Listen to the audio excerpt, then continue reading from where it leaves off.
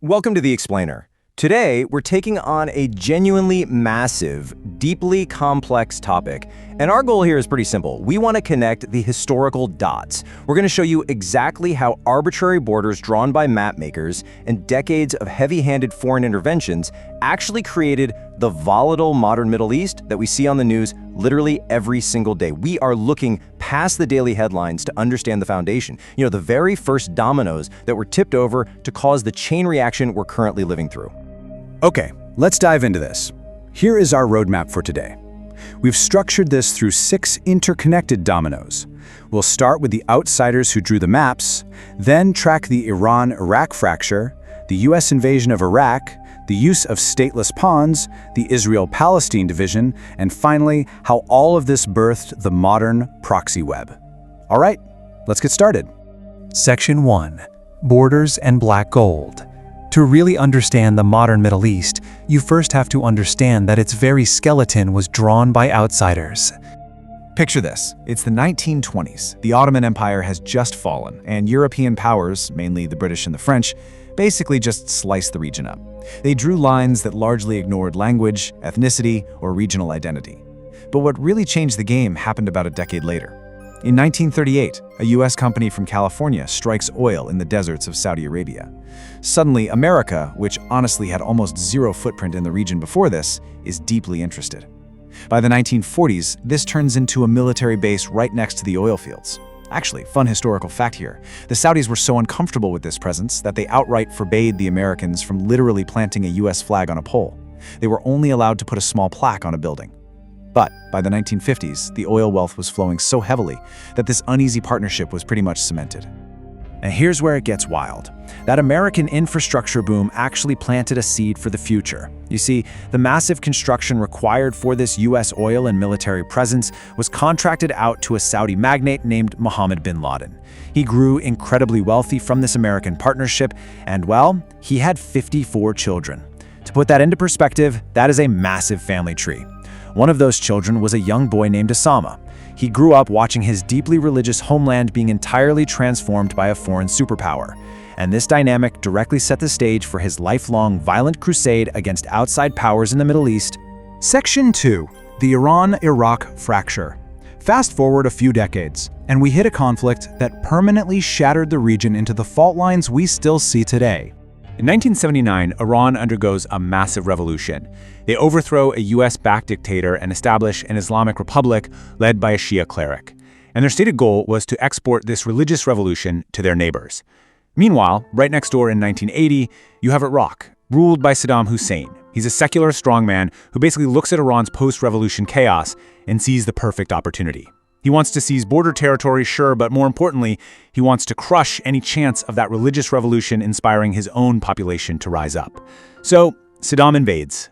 But the truly crucial point here is how the rest of the world reacted. The double dealing of global powers was just brutal. You had the United States providing intelligence and weapons tech to Iraq, while simultaneously and secretly selling missiles to Iran. The Soviet Union is arming Iraq. Israel is secretly selling airplane parts to Iran because they want to keep Iraq weak. Saudi Arabia is pouring billions into Iraq to stop the Iranian Revolution. I mean, think about that. Outside powers literally fueled both sides of this brutal war, effectively using these two nations to bleed each other out just to maintain the regional status quo. And the human cost of this geopolitical game? Absolutely staggering.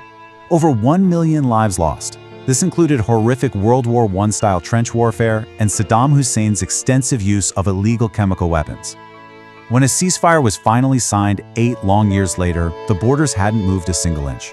But it left an entire generation traumatized and instilled this deep, paranoid suspicion of the outside world in both Iran and Iraq. Domino number 3. Section 3. The invasion of Iraq. We're stepping into the post-9/11 world now, specifically focusing on how the US pivot to invade Iraq was handled behind closed doors.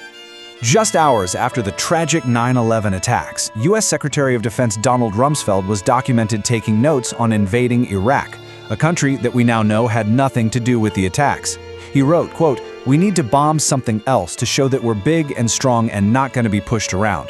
That is a documented private motivation of US leaders at the time. It was an overwhelming desire to project global superpower strength in the face of a devastating attack. And this brilliantly illustrates the stark contrast between the influence campaign sold to the public and the private reality. Publicly, the world was told with absolute certainty that Iraq had weapons of mass destruction and direct ties to al-Qaeda. But privately, a leaked, highly classified British intelligence document known as the Downing Street Memo revealed that the U.S. viewed the invasion as completely inevitable. The memo explicitly stated that the intelligence and facts were being fixed around the policy. So, what was the actual fallout of ignoring the UN weapons inspectors?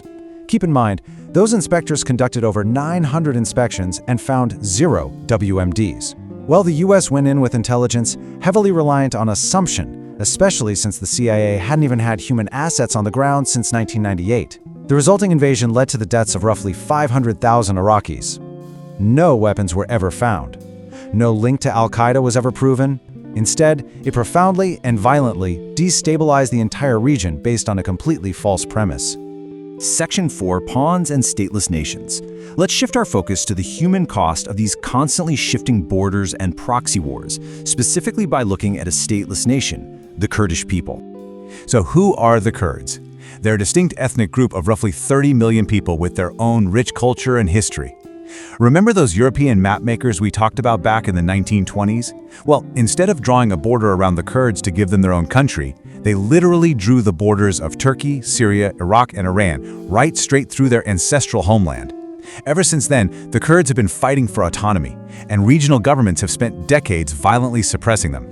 Because they're so willing to fight for their homeland, outside powers realized they could use the Kurds as a weapon in this tragic, recurring three-step playbook. Step 1, fund them to destabilize a rival. The Soviets did this to Iran. Syria did it to Turkey. Step 2, use them as ground troops. For example, the US heavily armed and relied on Kurdish militias to defeat ISIS in Syria, but it always ends in Step 3, abandonment. Once the geopolitical goals shift, the larger powers just walk away. They leave the Kurds to face brutal retaliation from their neighbors, like when the US abruptly withdrew from Syria, allowing a Turkish invasion. Section 5. Israel, Palestine, and division. Now we need to examine the historical context and the documented strategies used in this intensely divisive, decades-long struggle.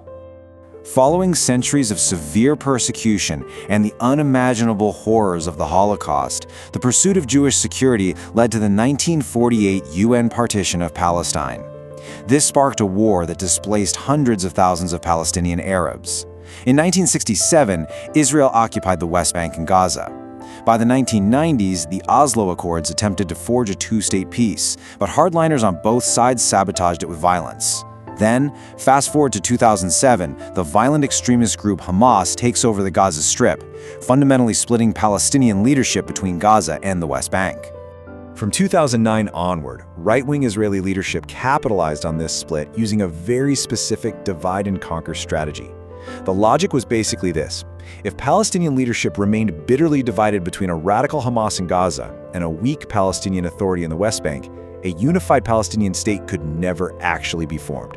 So Israel implemented a strict blockade on Gaza, but simultaneously allowed suitcases of untraceable cash to flow to Hamas to keep them in power.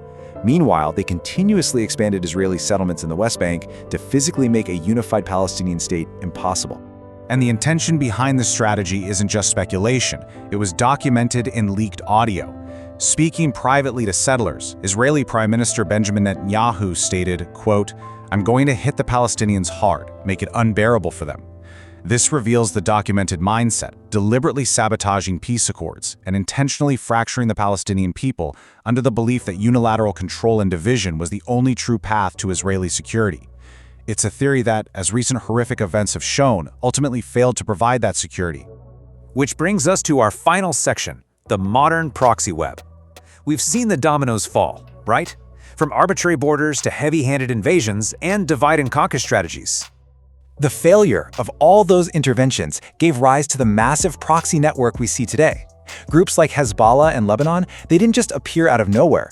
They were formed directly to resist the 1982 Israeli invasion of southern Lebanon and were quickly funded by Iran. Similarly, the Houthis in Yemen were a marginalized religious youth group that only became violently radicalized in response to the US invasion of Iraq and Saudi influence in their country. Today, Iran utilizes these battle-hardened groups as proxies. The absolutely crucial point here is that the extremist factions causing chaos today are direct reactions. They are literal blowback from the foreign interventions of the past century. So I want to leave you with a final thought, a question you should really take away from this explainer. What does the future hold for the Middle East when regional security is built entirely on proxy wars, deep division, and the absolute illusion of control? Think about it. Every single domino that fell, from maps drawn by outsiders, to secret missile deals, to fixed intelligence, to funding extremists, to divide your enemies, it all created the deeply volatile landscape we see today. It's a sobering reality for sure, but understanding this history is genuinely the only way to make sense of tomorrow's headlines. Thank you so much for joining me, and keep learning.